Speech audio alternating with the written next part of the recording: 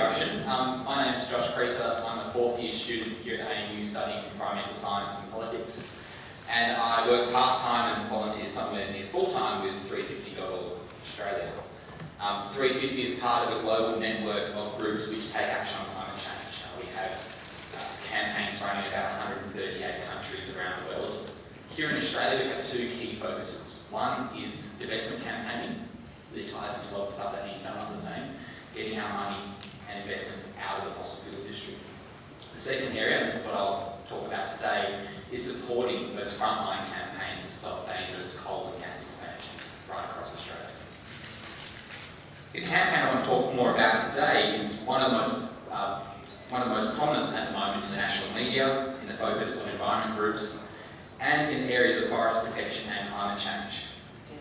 I'll be talking about the Maules Creek coal mine that Epi mentioned earlier, and how it will destroy the Leard state forest, the implications this has for the climate, and the broad church of groups and individuals that have stood up, spoken out, and taken action to stop this mine. Now, presentations like this have been happening right across the country in the last couple of weeks. We've already done about 10 of the eastern states, and many more are planned. Why? Well, if there's any hope for us to prevent this mine going ahead and the destruction of the Leard state forest, then support must be garnered from all quarters. So I hope that this presentation might inspire you to get involved in this campaign in one of the many ways that are possible. I'll talk about this more later. I'd like to acknowledge Phil Sparks. Phil is an ecologist who's been studying this forest for 17 years, and much of his research informs what I'm going to talk about this afternoon. And there are, of course, countless others who have been researching for this campaign, who have been on the front lines making this campaign so significant. And to them, I'm greatly indebted as well.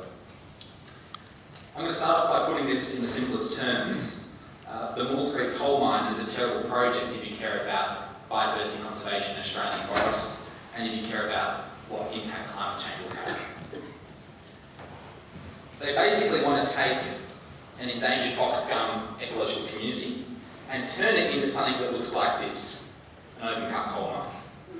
Not only will at least 50% of the Leard state forest be directly destroyed by the mine plans to produce 13 megatons of coal per annum for up to 30 years, locking in a long-term contribution to climate impacts.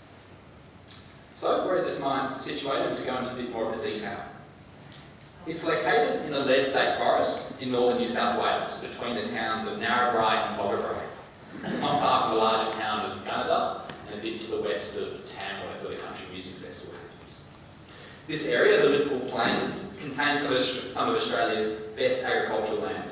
And increasingly, as Peppy said, that land is being contested for coal mining and coal seam gas drilling. That agricultural land is also mixed in with many precious ecosystems. In the area, two coal mines already exist. The first is called Boggabri Coal Mine. It's operated by a Japanese company called Idemitsu. The second is called Tarrawonga Mine, and it's owned by Whitehaven Coal Company. Whitehaven is the company proposing the new Maules Creek mine. Whitehaven is chaired by former Deputy Prime Minister Mark Vaile, so we can start to think about connections between the political sphere and the mining industry. And the other shareholders in this project, the minor shareholders, are Hitachi and J-Power, two Japanese companies. Whitehaven is Australia's largest publicly listed coal company, and this project will nearly double its capacity to export coal. It's really gone out on a limb with this one. It's put a lot of capital investment into this project. It is doing anything it can to see it succeed. The mine received its final approvals in July 2013, and is largely being financed by ANZ, that responsible bank that many of you probably know with. Construction on the mine started earlier this year. So, why does this slice of state forest deserve our attention and concern? The Leard state forest includes the most extensive and intact stands of national listed and critically endangered box scum woodland. It's the largest tract remaining on the Australian continent. The forest is home to 369 species of plants and animals, incredible biodiversity, and includes habitat for 34 threatened species, including a range of bats, snakes, lizards, and the koala. This forest has an extraordinarily high density of tree hollows. It provides a major drought and climate change refuge during the hard times, and creates the rare environmental conditions where populations of unique species can actually increase over time. Now, looking across all of New South Wales, only 2.9% of this endangered boxcomb woodland bioregion is actually protected. And it's recognised that around about at least 15% should be protected if there's some chance of long-term protection. The mine, if it's built, will destroy, as I said, directly 50% of this forest. I'll give you a sense of what that would look like. That's a picture before any of the mines were started. Once they're all finished, that is what it will look like. In destroying 50% of that forest, we'll have a range of other impacts which will more or less see those other areas that exist after the mine's been built degrade over time. But before we get too concerned, let me tell you, thankfully, Whitehaven plans to offset the destruction of this largest remaining tract of boxcomb woodland. And both the federal and state governments have said that it's good to go ahead. Now, unfortunately, and this might not be too much of a surprise, independent studies have found that the offset properties are inadequate, and they're inadequate for a number of reasons. Many of the offset properties are highly disturbed and fragmented private land holdings. They're proposing to turn places like this one here on the screen back into white box forests. Oh, wow. They're proposing to regenerate these farm properties and return that same level of biodiversity I talked about before, 396 species. However, in existing examples, such as on the overburden piles from the existing coal mines in the area where they have done some regeneration, only 3 species of tree have been used and very little wildlife has returned to those areas. Another key issue is that a number of the offset areas are at higher altitude points in the Namoi Ranges. These areas are cooler, wetter, and have a different vegetation type which will not support a lot of the endangered species which exist in the Leard State Forest.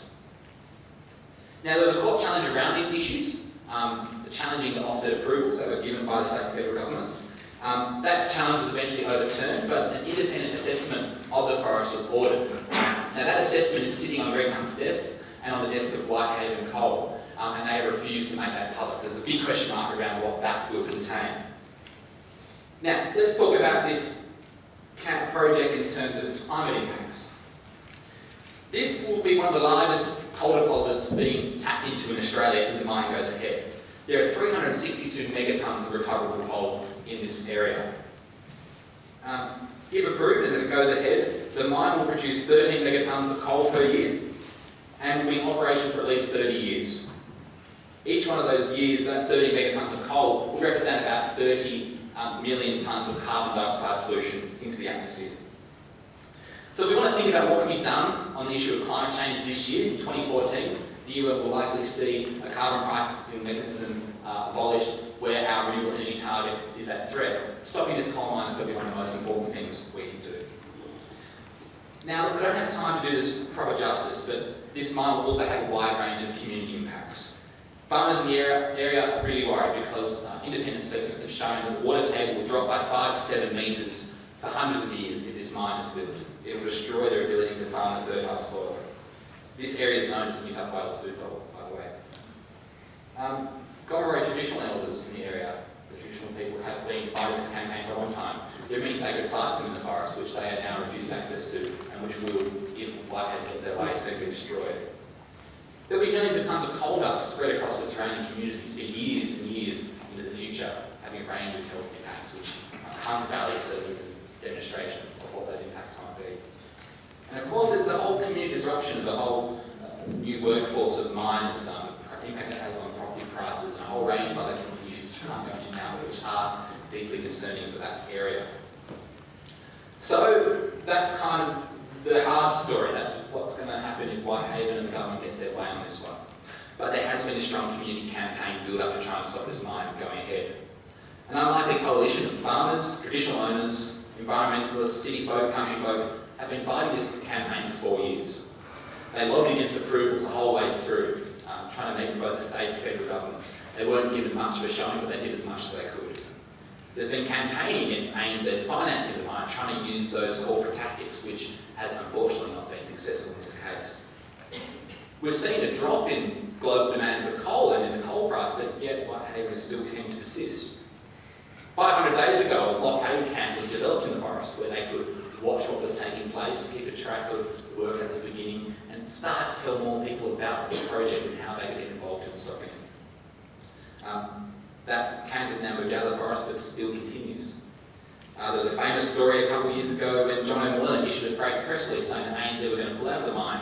It dropped by the share price for a couple of hours and then rebounded. He now faces major legal impacts. All right, I'll wrap it up. Despite all these efforts, the mine is going ahead. They are starting work on the site at the moment. And really all that is left where government and policy processes have failed is for the community to stand up and take action. And that is what is happening in an unprecedented way. Never has there been a sustained blockade of the construction of a coal mine in Australia. So we're seeing people from right across the country join together with the locals to blockade this coal mine. It's confronting, it's something that's taken me a long time to think about and come to terms with, but people are willing to sit down in front of a bulldozer, lock themselves to a gate, sit up in a tripod, stop work going ahead in this forest. At this stage, this is all that's left to stop the mine going ahead. I'm going to have to wrap up here, and hopefully in discussion I can tell you a bit more about the blockade if you'd like to hear about it. But the important thing to note is that these are people that have been trained, they've thought about this a lot, and they've got a lot of support in what they're doing. It's not a willy-nilly campaign, it's very much strategic and planned. There's a whole bunch of groups that are behind this campaign: the Nature Conservation Council, Quit Coal, 350.org, Greenpeace, Lock the Gate, and many others. There's a strategy and there's a plan to stop this mine. It's not a perfect strategy, but we hope with enough direct action, that is community direct action, that over the coming months we can cause enough delay, enough financial damage to Whitehaven that this mine might not go ahead. This one is becoming big in the national media. There's press coverage weekly on this mine. We need to sustain that. We need to tell more and more people about it. Really good wrap up now. Finally, what can you do? How can you get involved? Well, hopefully we can talk about this more after the forum when we move out into the foyer. Firstly, we're having another information session on this in a week and a half's time. Phil Leard, who's a fifth-generation farmer from the area, and a Lock the Gate campaign, will be talking to us at ANU about this mine. You'll be able to hear plenty more. The details are on the screen. If you have a chance to travel to the blockade, get out there, they need your support, and I can provide you with more information on how to do that. We'll be organising trips out there from Canberra to make it nice and easy. Speak out. If you've got some kind of academic standing or other connections and you can write op-eds, you can contribute to research, you can get this heard amongst your classes, to your peers, then please do so. Again, we can provide information and research to make that happen. And finally, I'd love to discuss this further with you. There's plenty more to tell, there's plenty more to share. I'll be outside after we wrap up this panel discussion. I hope to talk to you then and let you know how you can get involved. Thank you. Forestry Union and forestry industry groups were long and tortuous, starting in 2010 and eventually being finalised in November 2012 with an agreement signed between Environment Tasmania, the Wilderness Society, ACF and the forest industries and several other industry bodies. The Tasmanian Forestry Agreement 2012 has been supported through a financial and legislative package by the state and Commonwealth governments, that will be the Labor government of course, to give it legislative enforcement under state and Commonwealth law. The legislation faced a tortuous process in the upper house of Tasmania's Parliament, where it was sent to a select committee inquiry and eventually passed, heavily amended after 6 months of debate. I sat in on that chamber, it was very entertaining in Hobart. The key outcomes from that process and at the time of writing are an additional 500,000 hectares of Tasmania's most forests are protected from logging under Tasmanian law and set aside as future reserves of land, with all logging except for a defined list of transitional coops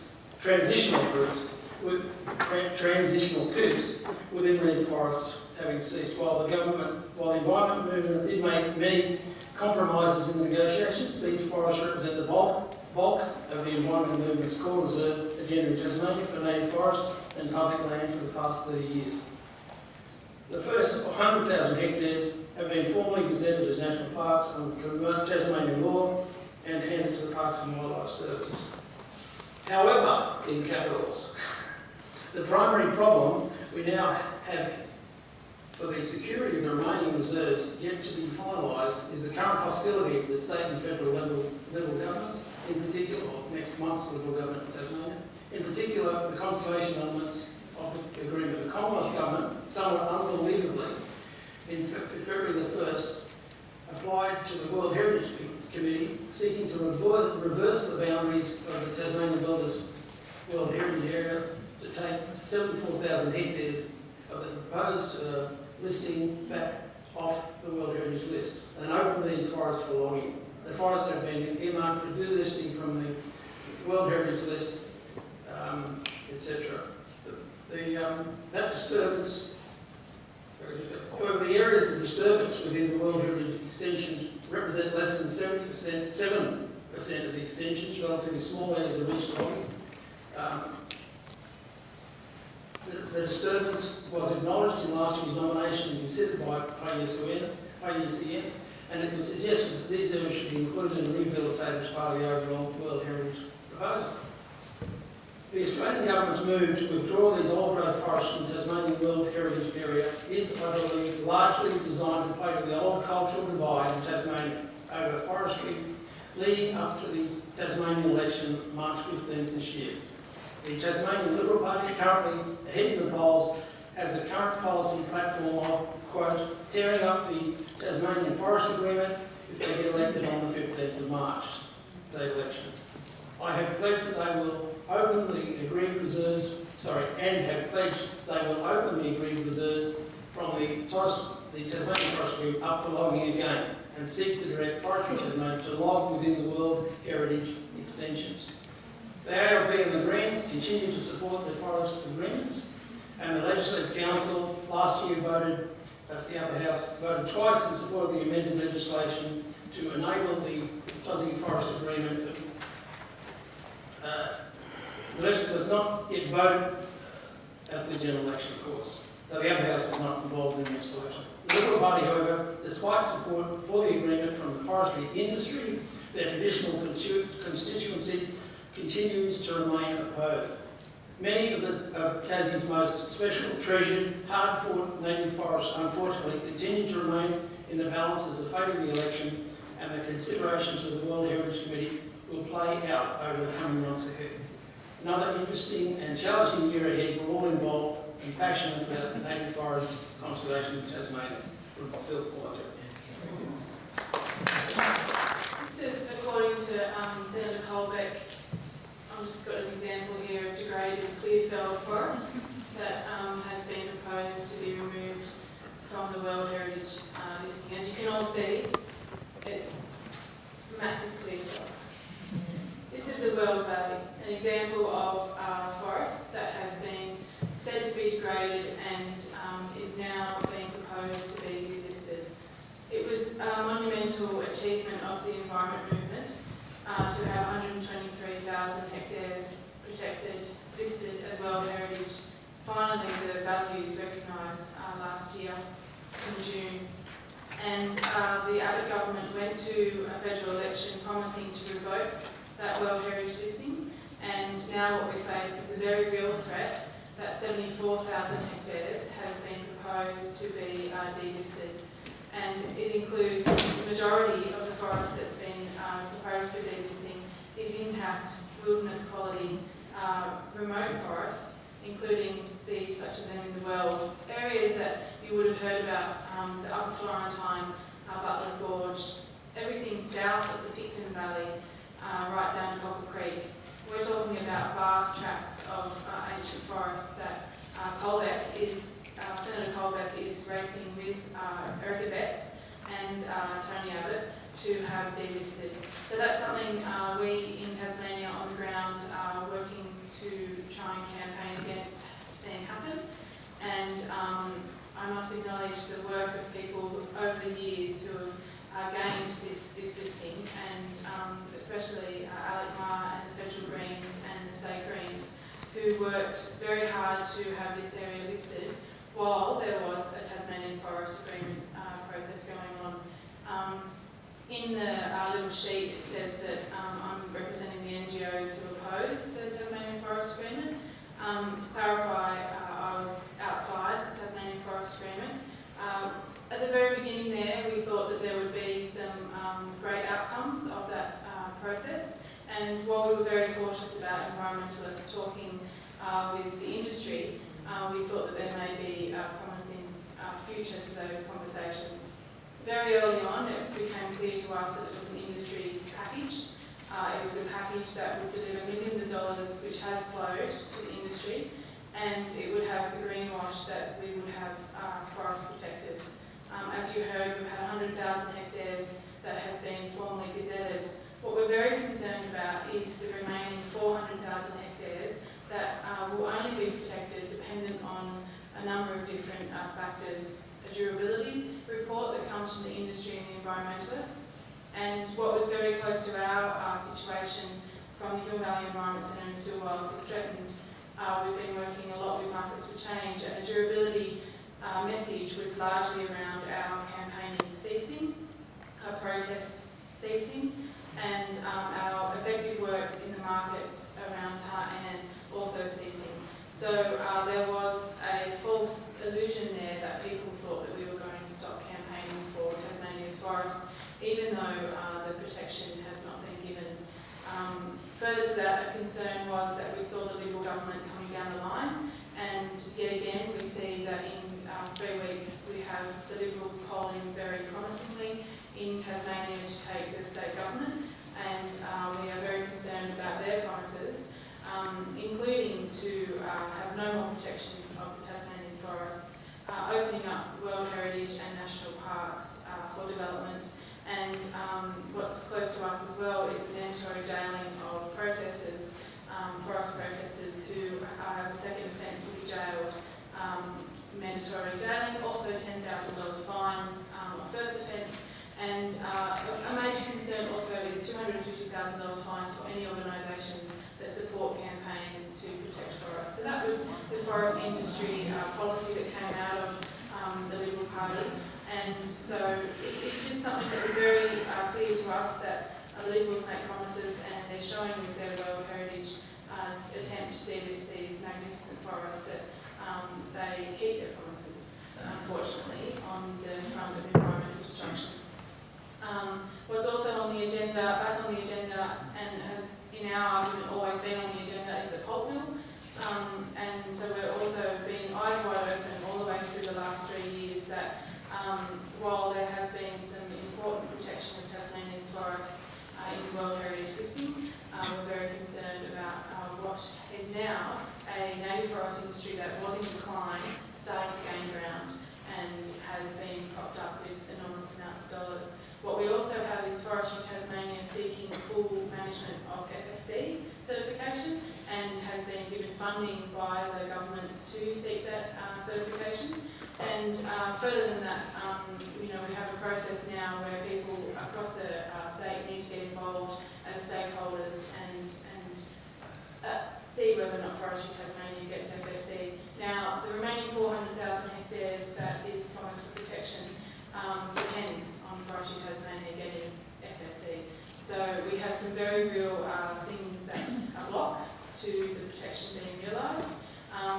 The very real issue too is that we have a native forest industry that could and will, in my opinion, regain ground.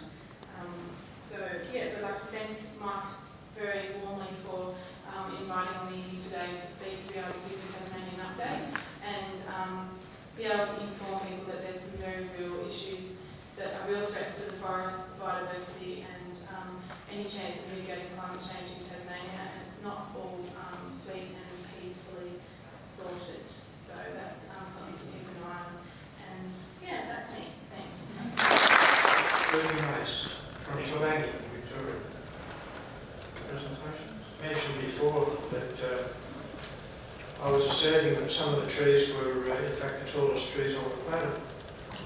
And this particular tree was discovered in 1895. It was named the Mueller tree after Ferdinand Mueller, the state botanist of Victoria from the 1800s.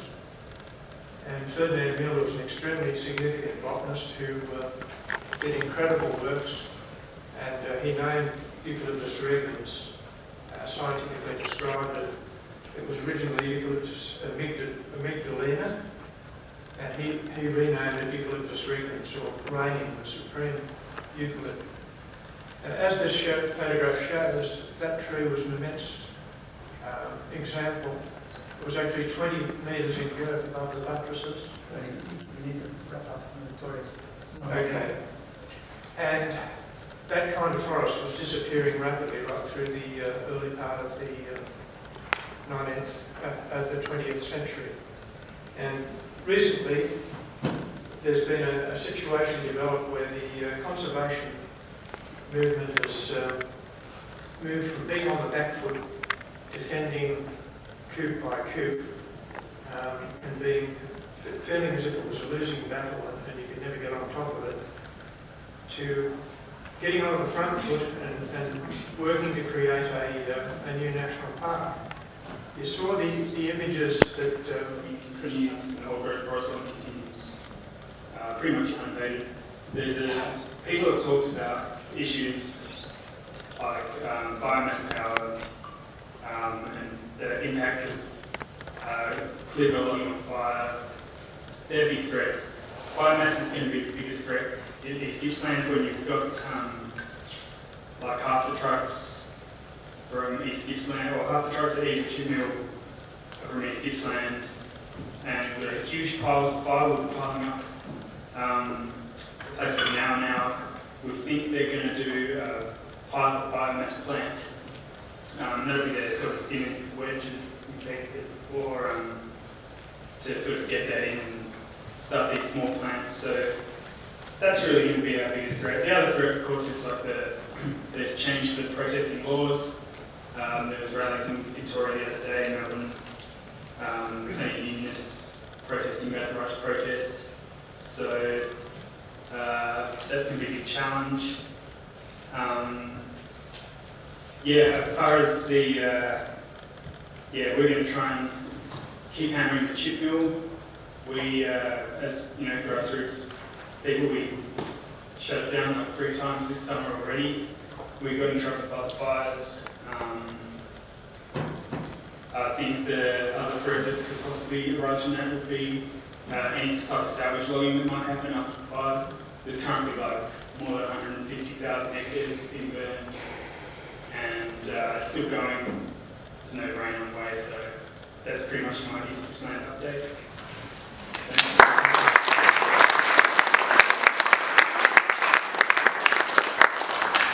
Thanks very much.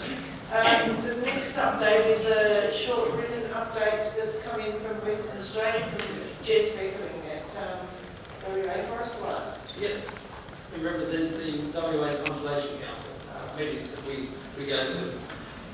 From Jess last night, and by the way, what a great excuse, she can't be here, she's working on a blockade. That's typical Jess, she's a fabulous campaigner.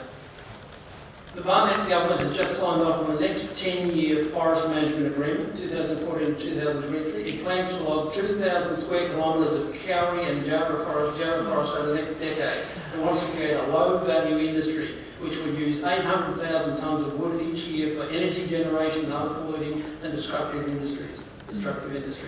WA has a proud history of successful fighting for forest protection, and the next chapter has begun. We are campaigning vigorously, exploring legal, political and market opportunities, and we have kicked off an exciting direct action front. We have been successfully defending Chilla Forest in the Walpole and the Deep River since November, and have recently put up a tree house in the middle of the Chilla Forest. The camp is beautiful, and we're attracting new and old campaigners into the forest. Loggers have left Chilla, and the campaign is building momentum. We are inspired by all the great work being done around the country, and I'm looking forward to excellent outcomes for WA and all the forests, Australia's forests. I hope that what you were after, if you're interested in, more details available. That's from the expecting a great campaign in WA. Thank you.